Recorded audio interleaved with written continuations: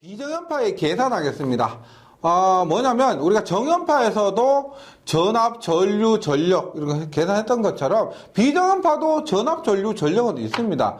예를 들어서 뭐 V가 보세요. V1 사인 오메가 t 플러스 V2에 사인 2오메가 t 플러스 V3에 사인 3오메가 t 라고 하더라도 보세요. 우리 V는 얼마냐? 라고 물으면 V는 Vm 사인 오메가 t, V2 사인 2오메가 t 플러스 V3 사인 3오메가 t 이렇게 대답할 수 한 건 아니라는 겁니다. 그래서 이렇게 생긴 비정연파에서도 전압의 실효값은 있다는 거죠. 실효값은 있다. 그 실효값이 얼마냐? 실효값이 얼마냐? 한국말로 쓰면은 이렇게 됩니다. 각 파형에, 각 고조파에입니다. 각 고조파에,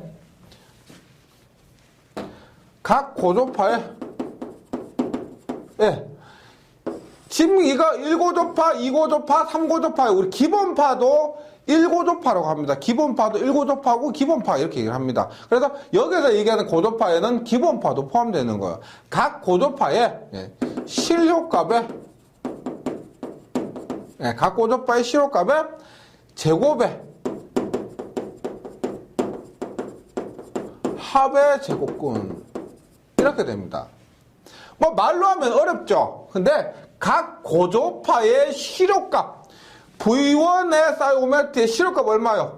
루트 2분의 V1입니다. V2는 얼마? 루트 2분의 V2예요. V3는 루트 2분의 V3예요. 각 고조파 실효값의 제곱에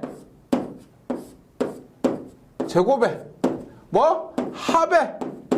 합의 제곱근 이렇게 얘기를 하는 겁니다. 말로는 이렇게 되는데 교재에도 있죠. 각 고조파의 실효값의 제곱이 합의 제곱근. 그런데 만약에 여기에 보세요. V0 뭐예요? 직류분이죠. 직류분은 아시다시피 뭐?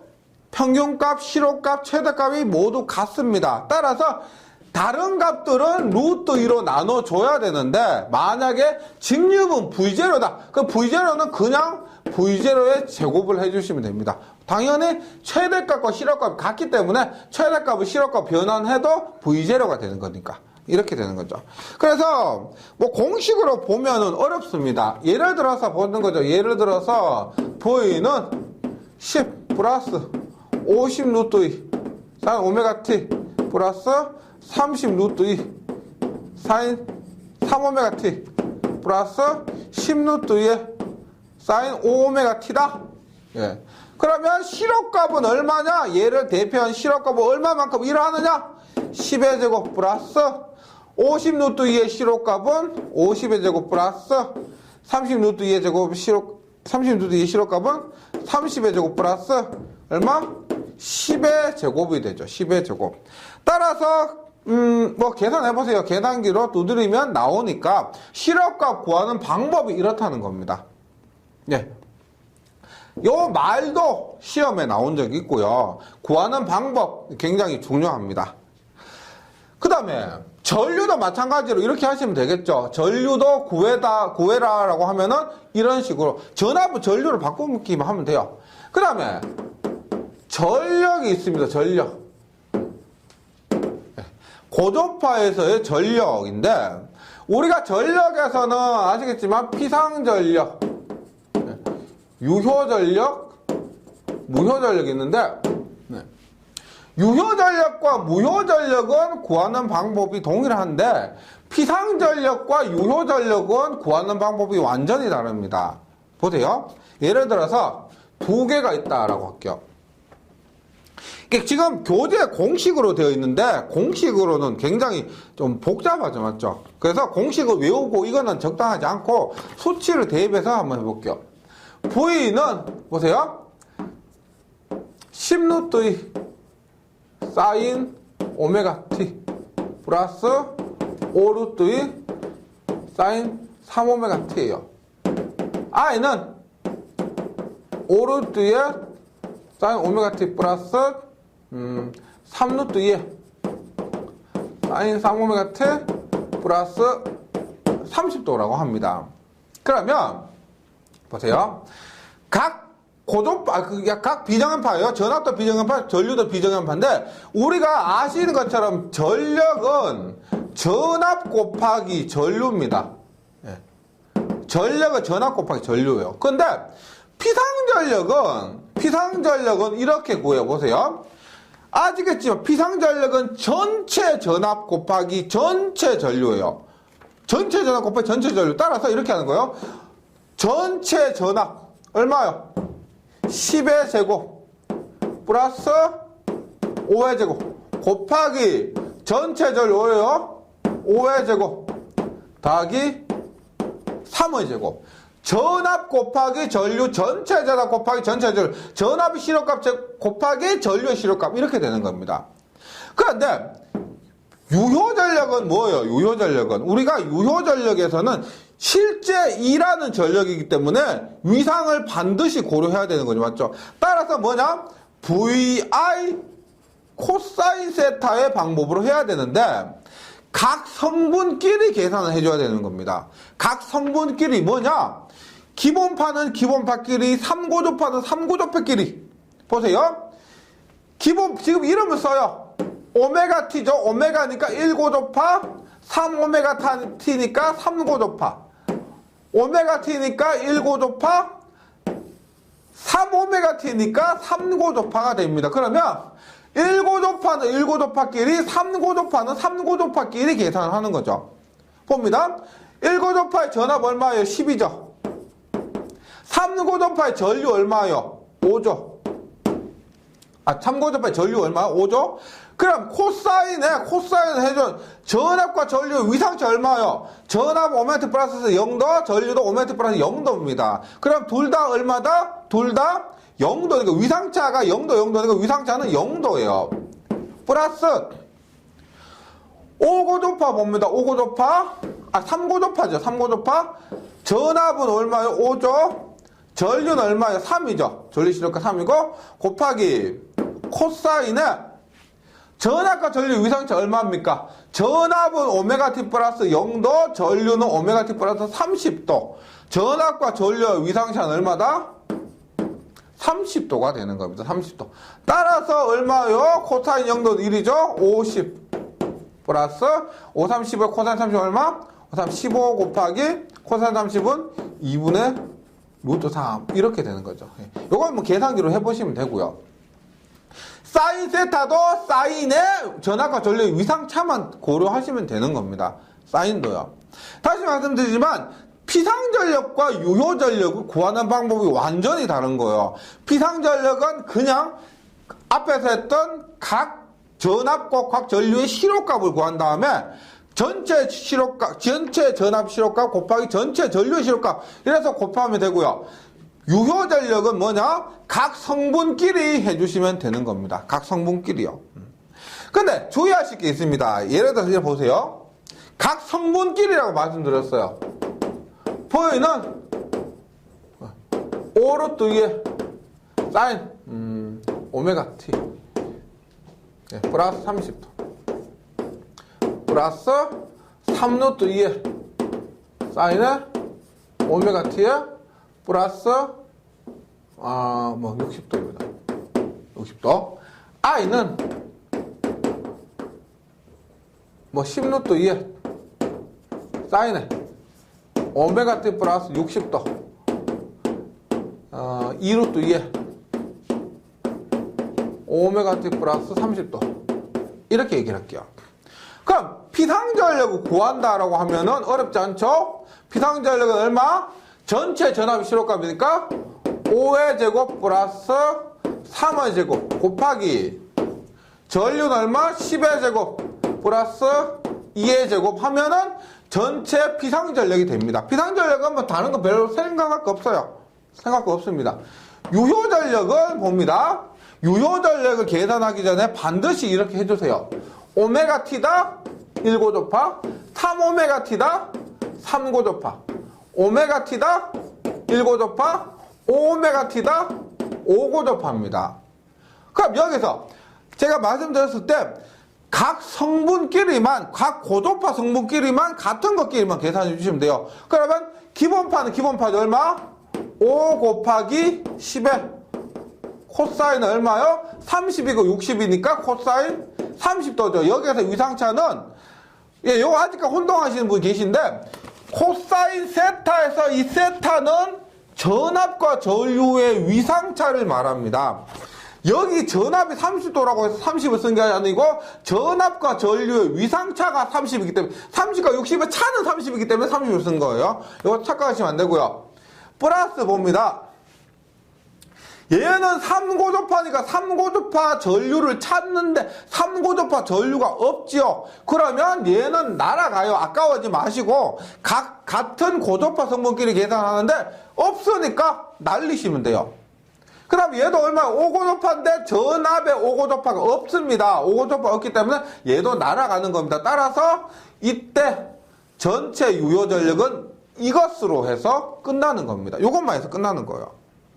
예, 괜찮죠? 네, 뭐 그렇게 어려운 게 아니고 방법인데 그 방법이 비상전력은 전체 전압 곱하기 전체 전류고 유효 전력은 뭐 각 성분끼리, 각 고조파 성분끼리, 같은 고조파 성분끼리 계산한다? 이것이 중요한 거죠. 그 다음에, 당연히 역률은 동일한 겁니다. 코사인 세타는 뭐냐?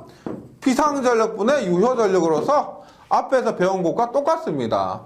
따라서 어떻게, 이 문제 같은 경우는 어떻게 해요? 그냥 분모에는 루트 5의 제곱 플러스 3의 제곱, 루트 10의 제곱 플러스 2의 제곱 하고요. 분자에는 5 곱하기 10에 코사인 30도. 이렇게 해서 역률 구하면 돼요.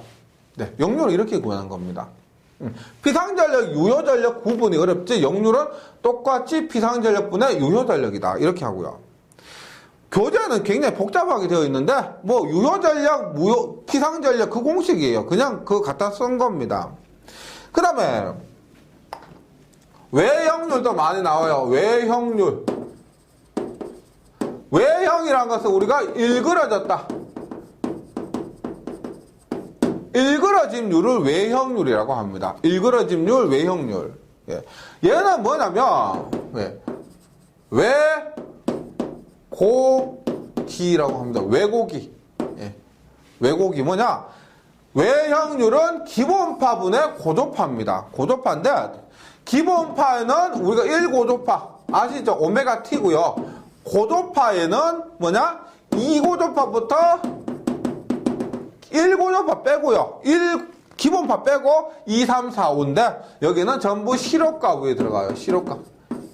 시럽값으로 계산한다. 그래서 기본파의 시럽값분의 전 고조파의 시럽값인데 고조파 계산할 때는 기본파 빼고 2, 3, 4, 5부터 계산하시면 됩니다. 네. 그러니까 2고조파, 3고조파, 4고조파의 시럽값을 하면 루트에 2고조파의 제곱 플러스 3고조파의 제곱 플러스 4고조파의 제곱하는데 그때 전압은 시럽값을 대입한다는 거 그렇게 계산하시면 돼요. 정연파의 외형률도 어렵지 않습니다. 예, 굉장히 쉬운 문제고요. 계속해서 비정연파의 직렬 임피던스 및 결선하겠습니다. 비정연파의 직렬 임피던스 및 결선인데 예, 볼게요. 예. 우리가 비정연파에는 고조파 성분이 들어갑니다. 비정연파에는 고조파 성분이 들어가고 고조파는 뭐냐? 기본파보다 주파수가 N배, 2고조파는 2배, 3고조파는 3배, 4고조파는 4배에서 N배가 들어가는 거죠. N배. 그러면 임피던스에서 보세요. 예를 들어서 R의 직렬에서 R 플러스 XL이죠. 그러면 R 플러스 XL은 오메가 L은 R 플러스 J 2파이 FL입니다. 2파이 FL. 그러면 우리가 보세요. 예를 들어서 2고조파라고 하면은 저항은 아시겠지만 직류에서 했지만 저항이란 것 자체는 변하지 않고 주파수와 무관한 겁니다. 2고조파든 100고조파든 1000고조파든 간에 저항값은 변할 수가 없습니다. 고조파에서도요. 그런데 이 리액턴스 지금 RL 회로에서 L에 의한 리액턴스 유도성 리액턴스는 이 고접하면 뭐냐? 주파수가 EF가 되죠. 따라서 얼마? F가 EF가 됩니다. 즉, 이 고접파에서는 리액턴스, 즉 유도성 리액턴스가 2배가 되는 겁니다. 3고접파에서는 3배가 되고 4고접파에서는 4배가 되는 겁니다. 따라서 교재에 있지만 보세요. RL 직렬 임피던스에서 보세요. Z는 R 플러스 J 오메가 L인데 이것은 기본파예요. 기본파. 만약에 N 고조파라면 얼마? R 플러스 J에 N 오메가 L이에요. N 고조파에서. 즉 리액턴스 값이 N배가 된다. 간단하죠? 네, 간단하게 N배가 된다. 이렇게 보는 겁니다. 그래서 크기 구할 때 얼마? 만약에 임피던스의 크기 구한다? R의 제곱 플러스 N 오메가 L의 제곱. 오메가 L의 제곱이 아니고 N 오메가 제곱. N 고조파에서는 이렇게 되는 거예요. 그렇게 어려운 개념 아니죠? 네. 만약에 임피던스가 R 마이너스 J XC예요. XC라고 합니다. 임피던스가. 임피던스가 이랬을 때 우리가 다시 봅니다. R 마이너스 JXC는 어떻게 쓸 수가 있어요? J의 XC는 얼마? 오메가 C분의 1. R 마이너스 J의 오메가 C분의 1은 얼마? 2파이 FC분의 1이죠. 맞죠? 그러면 N 고조파에서는 주파수가 N배가 됩니다. 주파수가 N배. 그럼 얼마요? R-J의 2파이 NFC분의 1. 즉, XC는 어떻게 된다? N분의 1배. N 고조파에서 XC는 N분의 1배, XL은 N배가 된다. 요거 중요한 거죠.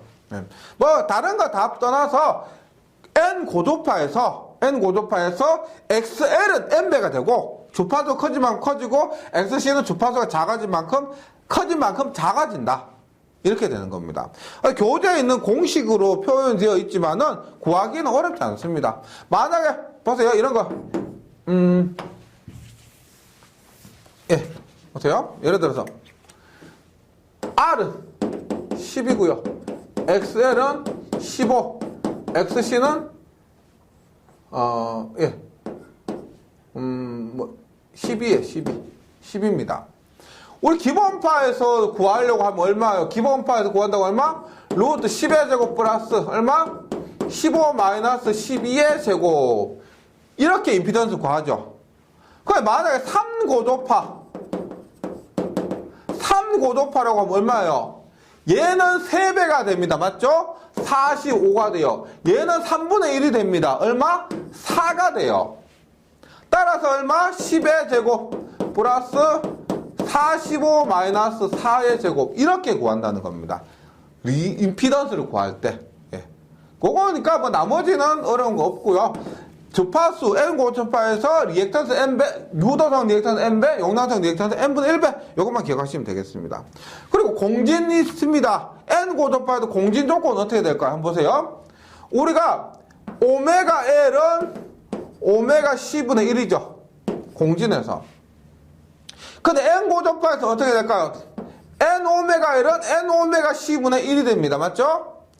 그러면 N 오메가 C를 넘겨보면 어떻게 돼요? N 제곱 오메가 제곱 LC는 1. 공진 조건이 이렇게 된다는 겁니다. N 제곱 오메가 제곱 LC는 1. 그 다음에 보세요. 공진 주파수는 어떻게 돼요? 보세요. 공진 주파수 N 제곱 오메가 제곱은 얼마요? 2파 F의 제곱 LC죠. 공진 주파수가 F입니다. F. 따라서 보세요. 2파 F의 제곱은 얼마? N 제곱 LC분의 1. 따라서 F는 얼마요? 2파이 넘어가죠. 2파이의 제곱이니까 2파이 넘어가고 N 제곱이니까 넘어가고 루트 벗겨놓으면 얼마야 돼요? 2파이 N 루트 LC분의 1이 됩니다. 원래 공진 주파수 얼마였어요? 우리가 3장에서 공진 주파수 할 때 2파이 루트 LC분의 1이었습니다. 맞죠? 그런데 N 고조파에서는 2파이 루트 LC분의 1에서 n만 하나 붙은 거예요. 나머지는 다 똑같습니다. n만 붙고 나머지는 똑같고 2파이 n 루트 LC분의 1. 이것이 공진 조건이 돼요. 예. 그 다음에 우리가 이런 게 있습니다.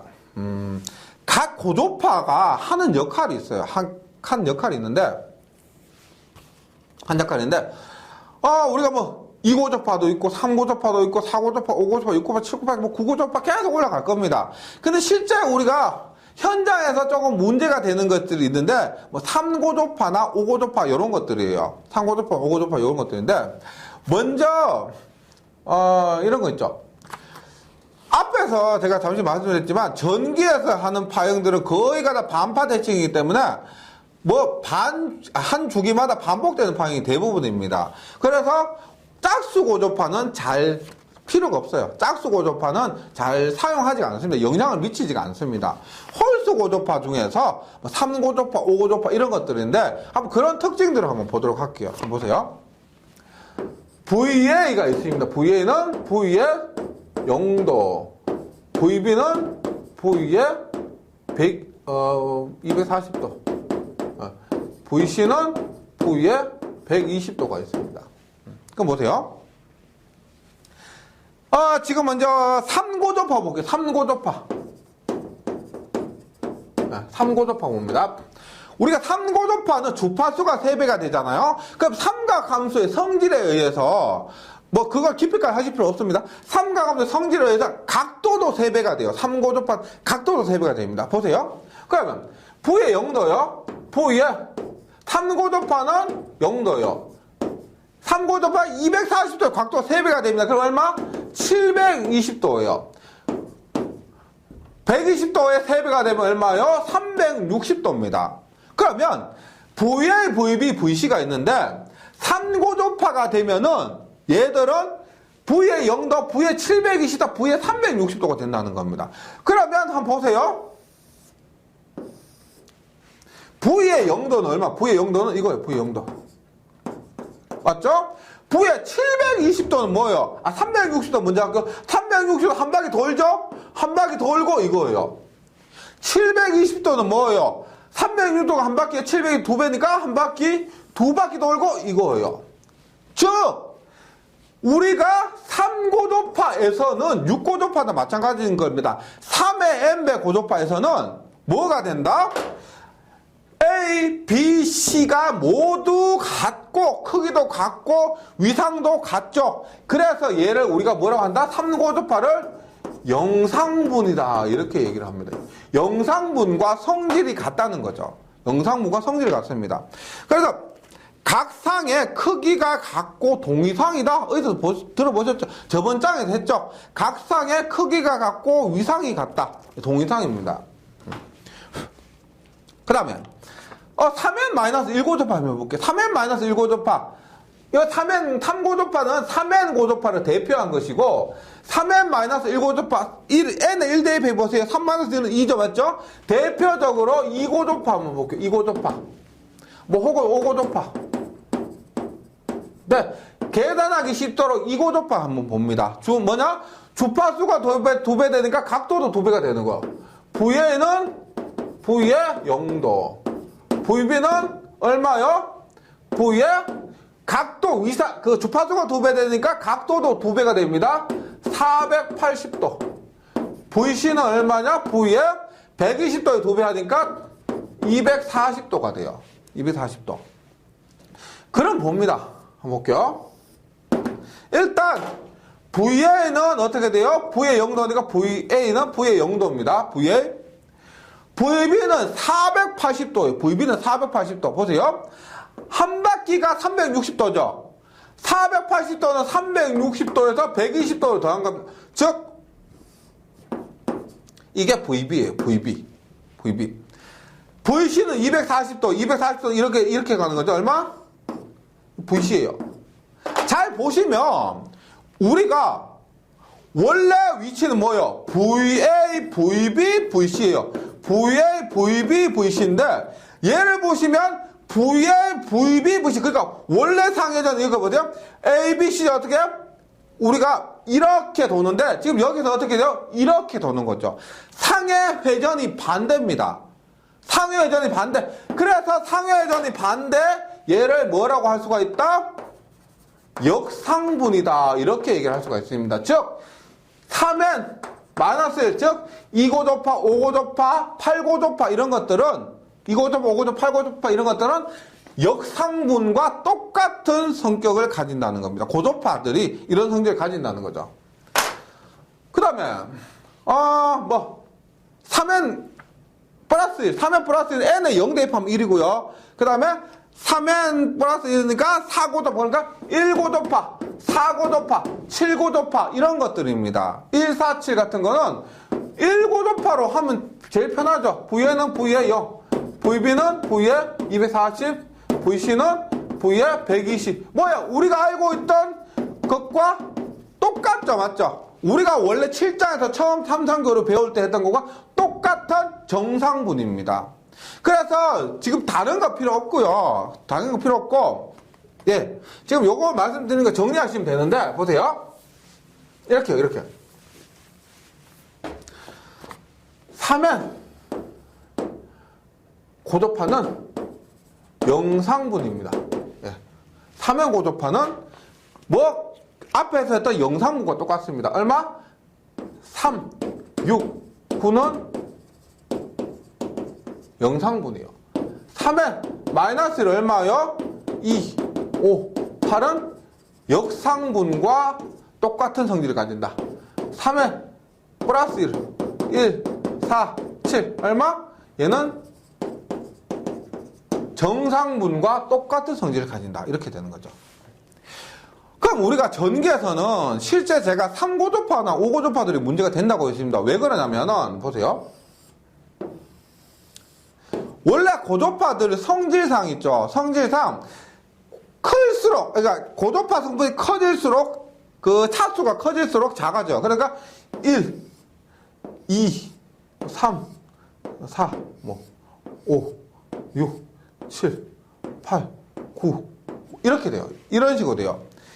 1, 2, 3, 4, 5, 6, 7, 8, 9, 10 고조파가 이렇게 되는 겁니다. 그런데 제가 앞에서 뭐라고 하냐면 우리가 대부분 전기에서는 반파 대칭이에요. 그래서 짝수 다 빼요. 짝수 다 빼요. 짝수 다 빼고 그 다음에 1고조파나 4고조파 이런 거 7고조파 이런 것들은 정상분이죠. 맞죠? 우리가 전혀 영향이 없는 고장이 아닌 일반적인 상태입니다. 그래서 1고조파나 4고조파나 7고조파는 전혀 영향을 못 미치는 거예요. 고장이 아니란 겁니다. 그러면 이제 우리가 문제가 되는 게 뭐냐? 3고조파나 5고조파나 9고조파 이런 것들인데 9고조파 넘어가면 크기가 굉장히 작습니다.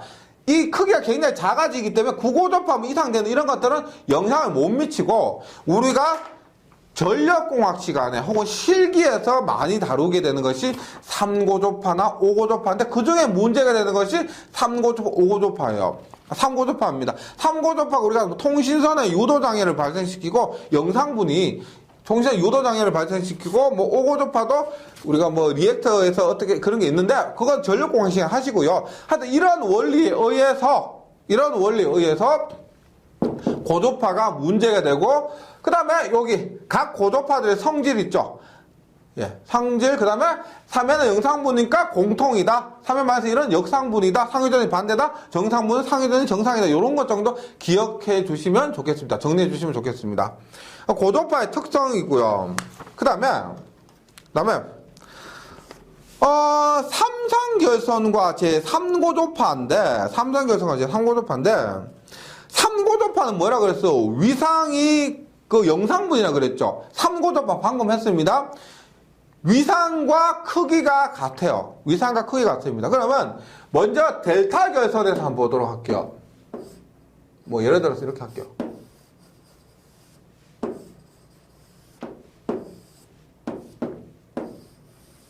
보세요. 먼저 델타 결선에서 3고조파 전류가 있습니다. 그런데 여기 3고조파 전류를 I0로 할게요. 영상분이니까 I0로 할게요. 여기 I0예요. 여기 I0입니다. I0요. 그런데 얘가 만약에 크기만 갖고 우리가 앞에서 7장에서 이렇게 했죠.